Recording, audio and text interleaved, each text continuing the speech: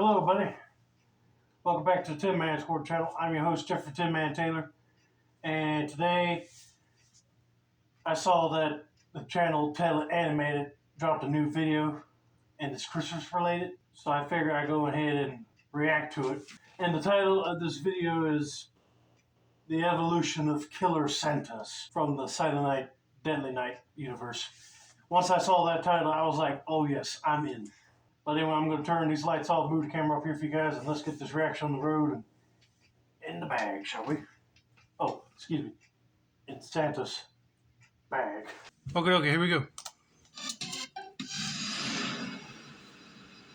Sometimes we need to be punished for the holidays, so in that spirit, we'll explain every Christmas villain in the Silent Night, Deadly Night franchise, animated. After witnessing the shocking loss of his parents at the hands of a Santa-suited criminal, Billy Chapman and his younger brother Ricky grow up in an orphanage run by nuns who torment the boys with strict Catholic discipline. Yeah, that's the one thing I did not like about that. The boys just witness the murder of their parents, and this strict Catholic head nun here wants to punish them if they even remember that night. I mean, come on, it's a traumatic experience. They can't help but remember. Well, the younger brother, he was a baby, so he wouldn't be able to remember all of it like the older brother, Billy, does. But she shouldn't have gone away and take a ruler and smack him in the butt with it or tie him down to his bed. You know, like, that's just wrong. You're really making him turn out into a mental nutcase.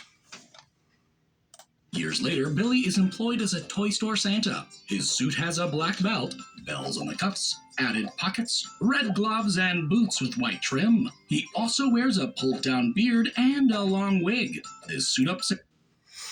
Now, I ain't gonna lie. When you watch the film, the Santa that killed his parents was wearing a suit similar to that.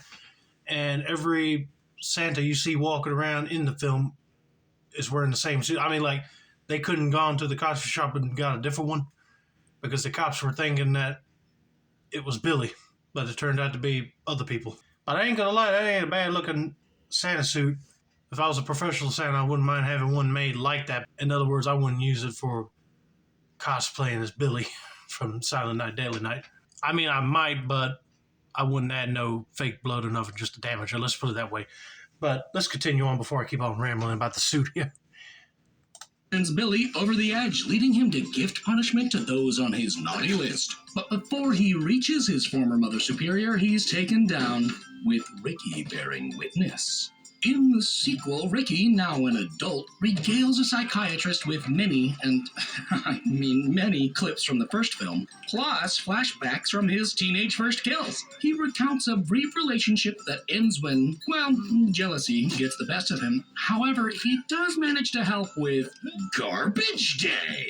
After his therapy, he dons a Kris Kringle getup with center trim, but no pockets, bells, or gloves, and he lacks the wig and beard. Yeah, he's going to be donning a Santa suit just like his brother. But it's different than the one he had. But he would not go all out and put the wig and beard on. Because without it, you're showing that it's you, not no Santa Claus. But I get it. Ricky was in a hurry to go kill Mother Superior after he got done with his therapy session in the mental hospital he was at. Though his hat does have a dangling pom-pom, he sets out and finishes his brother's nunly business, then is ultimately neutralized. The third film finds Ricky in a coma, tethered psychically to a blind woman for some reason, and is accidentally awoken by a Santa performer. Ricky looks completely different, is wearing a hospital gown and slippers, has one damaged eye, and a mechanical brain cap keeping him alive. Yeah, I have not watched this one. And I saw people's review on it, and I was like, what, really? You cast the guy that played Chop Top in Texas Chainsaw Massacre Part 2 to play Ricky, but as an adult. And some government officials are doing some weird experiments with his brain. I'm like, really? Now you're just going to make him more like a zombie killer. And he don't even wear a Santa suit in this one. But it's kind of weird that another Santa performer had to talk to him just to wake him up. He later changes into blue pants, a matching windbreaker, plaid attire, and a beanie. Ricky stalks the psychic blind woman. However, she eventually puts a stake in this lumbering monstrosity. In Silent Night, Deadly Night 4, Kim, an aspiring journalist, uncovers a witch coven that implements slug roaches to initiate her into their ritual. Their leader, Fema, curses Kim to sacrifice a young boy, but she instead uses her newly knotted hands to Uno reverse the curse, ending the spell. I saw somebody reviewing that one, and it's all a can of worms. I'd be like, it ain't nothing to do with a killer Santa Claus in this movie, and I don't think they barely even mention Christmas, even though it's set around Christmas. The killers ain't wearing no Christmas theme attire. They're just a bunch of witches. But it's kind of creepy that this girl that's a journalist gets drawn into their cult, and when she refuses to sacrifice that boy, her hands had to be all tangled up in a weird knot just to kill the head witch. It's so weird.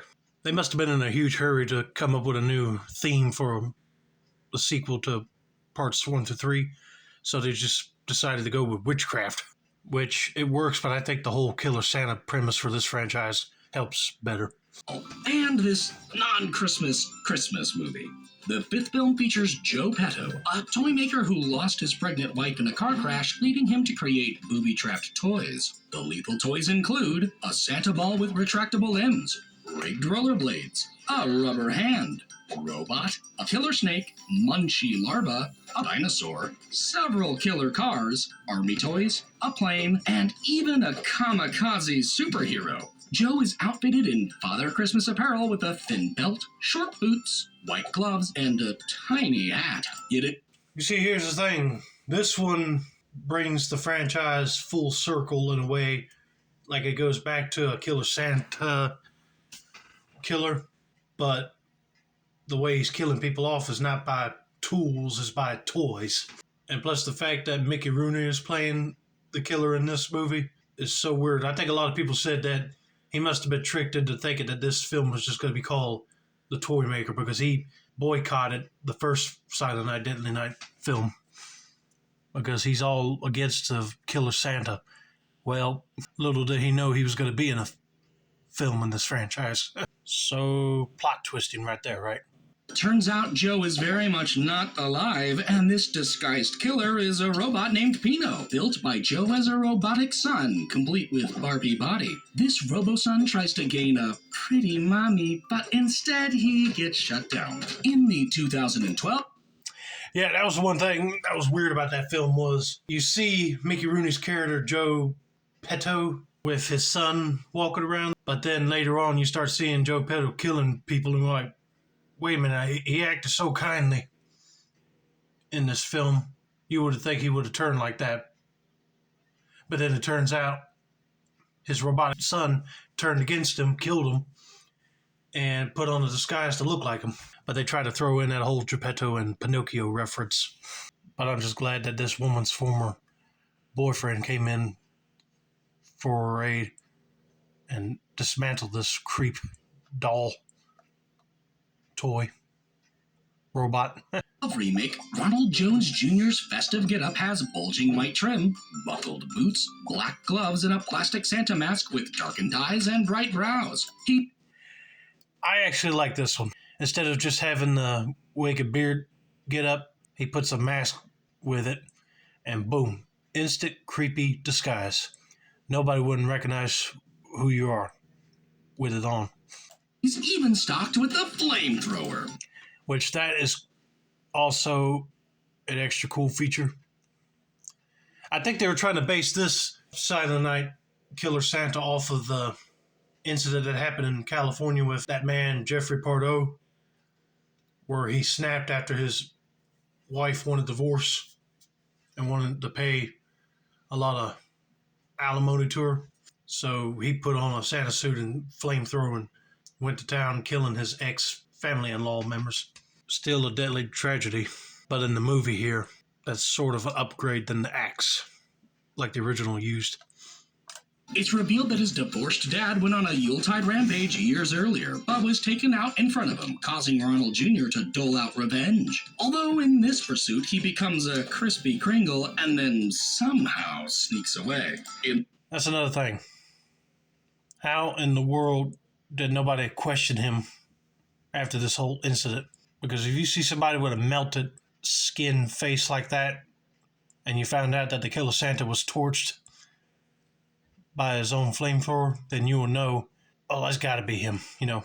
But nope, nobody didn't question him or stop him before he left town. And I thought this was a good plot device for a sequel, but it never happened because we got In the latest reboot, the drifter Billy Chapman dons This one. Santa attire with dark gloves, laced boots lacking any fur, a comically fake beard, and wide hat trim. He also rocks a suit with white gloves and boot gaiters with poofy trim. This Santa has the usual grim backstory, though the man who slayed his parents passed a supernatural killer instinct to Billy, guiding him on his seasonal reckoning of the naughty. He also has a female love interest, well, at least for a little while. Now, we'd better hope there isn't a chimney big enough to fit all of these bad Santas. I gotta say, what I just heard from here sounded pretty interesting. It still keeps the fact that Billy witnesses his parents being murdered, but it changes with the Killer Santa touching him, and then the evil presence just went inside him to make him a new Killer Santa later on. That's a good plot twist, for sure. But when I saw the trailer for this new film, it's nothing major, but I wish the costumers made a nice Santa suit like the original Billy Chapman had, because the suit he's wearing in this one looks like one you just buy off the rack, and the beard just looks cheap as crap. But other than that, I'll give it a whirl. But anyway, I hope you guys enjoyed my reaction to the evolution of the Killer Santas from Silent Night, Deadly Night. Don't forget to like, subscribe, turn those post notifications for more Tell It animated content like this. This has been another successful installment of the Tin Man Score channel. I'm your host, Jeffrey Tin Man Taylor, and I said that's a wrap. And Merry Christmas to all of you. And to all, a good night. And remember, don't be naughty.